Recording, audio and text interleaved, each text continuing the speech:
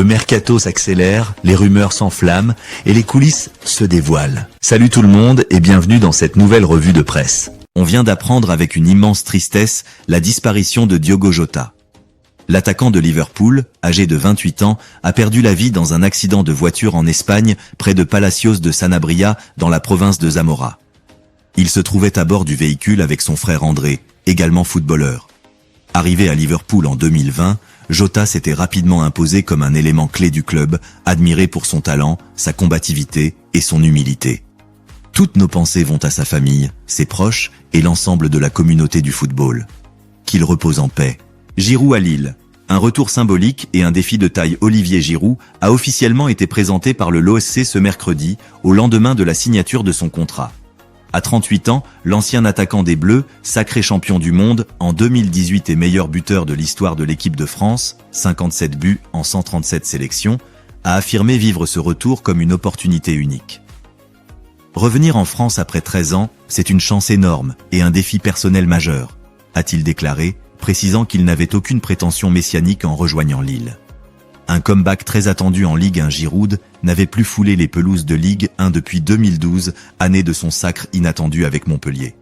Depuis, il a connu les plus grands clubs européens, Arsenal, Chelsea, AC Milan, avant de s'offrir une parenthèse américaine du côté de Los Angeles en MLS, sans réel éclat sur le terrain.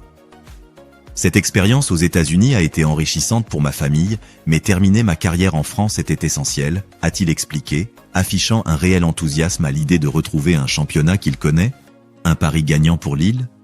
Le LOSC s'est mise sur l'expérience, la solidité mentale et le leadership naturel d'un attaquant qui, malgré son âge avancé, se dit en pleine possession de ses moyens physiques. Giroud se veut rassurant sur sa forme. Je ne suis pas inquiet concernant mon niveau ou ma condition physique. Je me sens bien. Son profil, puissant, intelligent dans ses déplacements, précieux dans le jeu aérien, est très différent de celui de Jonathan David, parti libre après 5 saisons prolifiques. Comme l'a souligné le président du club, Olivier Létang, Giroud apporte quelque chose de nouveau. Il a un style de jeu qu'on n'avait pas dans l'effectif. Contrat court, objectif clair. Engagé pour une seule saison, le buteur de Chambéry reste prudent. On avance étape par étape. On verra ce que l'avenir nous réserve après cette première année. Ce transfert ne relève pas d'un coup marketing, mais d'un choix stratégique audacieux. Giroud apporte plus qu'un CV. Il incarne une ambition de sérieux, de stabilité et de transmission dans un effectif jeune. Si les attentes sont mesurées, l'impact pourrait être réel, sur le terrain comme dans le vestiaire. Real Madrid, Vinicius Junior gèle les discussions sur sa prolongation. Le dossier Vinicius Junior est loin d'être clos. Bien que l'ailier brésilien ne soit pas sur le départ cet été et qu'il semble insensible aux approches venues d'Arabie Saoudite, son avenir à long terme au Real Madrid reste flou. D'après les informations du média El Chiringuito, les discussions autour d'une prolongation de contrat, engagée depuis plusieurs mois, sont au point mort. Le numéro 7 madrilène aurait décidé de mettre les négociations sur pause, refusant pour l'instant de s'engager davantage avec le club. Une stratégie pour garder le contrôle. Plutôt que de se précipiter vers un nouvel accord, Vinicius semble adopter une posture stratégique. Son objectif est clair, rester maître de son destin, sans être lié par un contrat à long terme qui réduirait sa liberté de décision. En se maintenant dans une position d'attente, il peut peser ses options et conserver un levier de pression en interne comme sur le marché. Il ne s'agit donc pas d'un conflit direct avec la direction, mais d'une volonté d'autonomie, dans un football moderne où les joueurs veulent désormais plus de pouvoir sur leur carrière. Un contrat qui court jusqu'en 2027.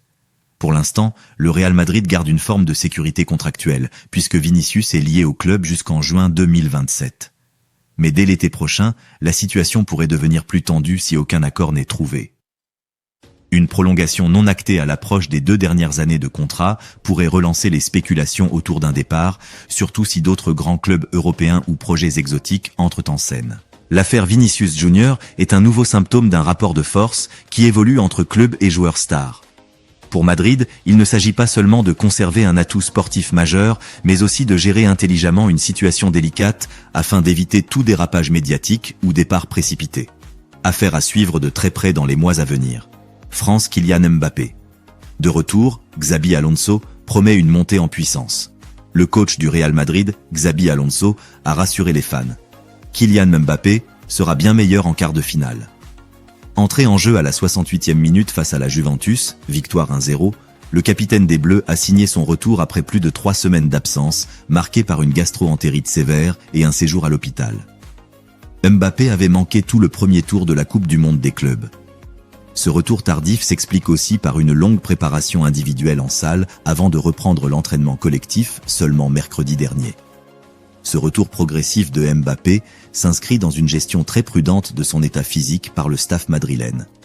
Son entrée en jeu face à la Juve n'était pas simplement symbolique. Elle montre la volonté de le réintégrer petit à petit dans l'intensité du tournoi. Un Mbappé à 100% pour l'écart, c'est un Real Madrid bien plus dangereux. Alonso mise clairement sur son atout majeur pour les prochaines échéances et cette montée en puissance pourrait faire la différence dans la conquête du titre mondial. Facundo Medina. À l'homme, renfort de poids pour la défense marseillaise. L'homme frappe enfin un grand coup sur le marché estival.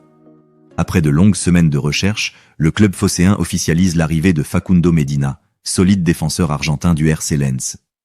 Il rejoint son compatriote Leonardo Balerdi, renforçant ainsi une charnière centrale 100% albiceleste.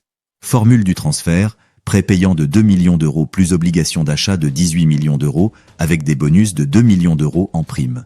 Une opération à 22 millions d'euros qui confirme les ambitions du club olympien. Ce recrutement répond à un besoin urgent et stratégique.